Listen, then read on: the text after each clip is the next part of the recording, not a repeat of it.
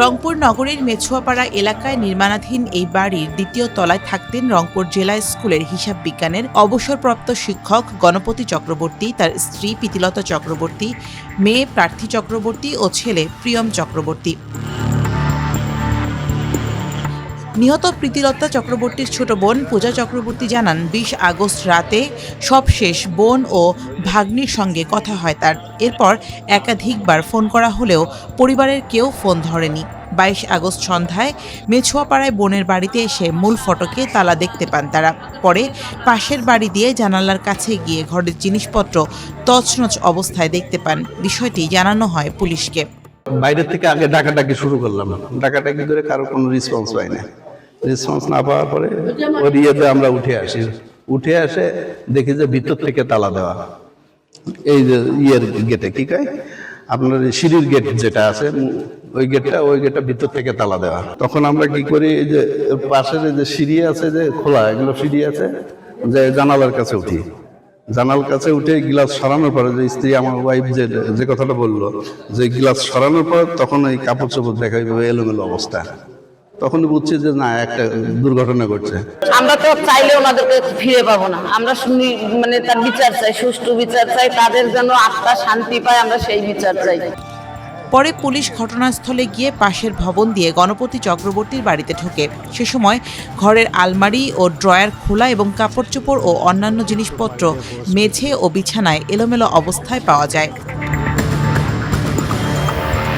নিহতের স্বজনরা বলছেন, নির্মাণাধীন ৩তলা ভবনের দ্বিতীয় তলায় গণপতি পরিবার নিয়ে থাকতেন।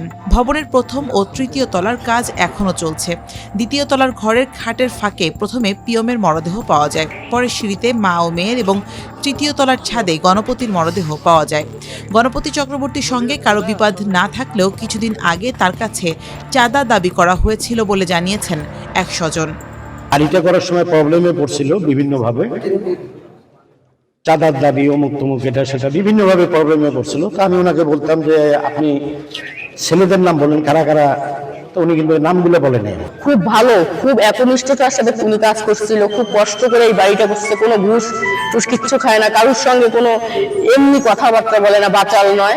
আমরা সুষ্ঠু একটা বিচার চাই। এখানে যে কি এই ঘটনা ঘটিয়ে কে কি করলো, এটা মানুষের ছাড়া কি এটা এইভাবে এটা নির্যাতন করে মারা হয়েছে। ঘটনাস্থলের আলামত দেখে পুলিশ বলছে ২ থেকে ৩ দিন আগে হত্যাকাণ্ডটি ঘটতে পারে। ঘরের মালামাল তছনছ থাকায় প্রাথমিকভাবে এটিকে ডাকাতির ঘটনা বলেও ধারণা করছে পুলিশ। হত্যাকাণ্ডের রহস্য উদ্ঘাটনে এরই মধ্যে ২ সন্দেহভাজনকে জিজ্ঞাসাবাদের জন্য আটক করা হয়েছে।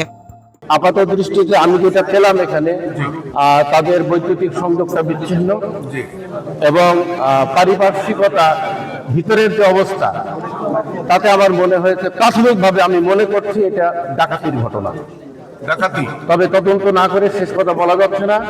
তাদের সমস্ত মানে আসবাবপত্র যেগুলোতে আমরা সাধারণত টাকা পয়সা বা গহনাপত্র রাখি, সমস্ত কিছুই তারা ভেঙে ফেলছে। তাতে করে আমার মনে হচ্ছে এটা ডাকাতির ঘটনা হতে পারে।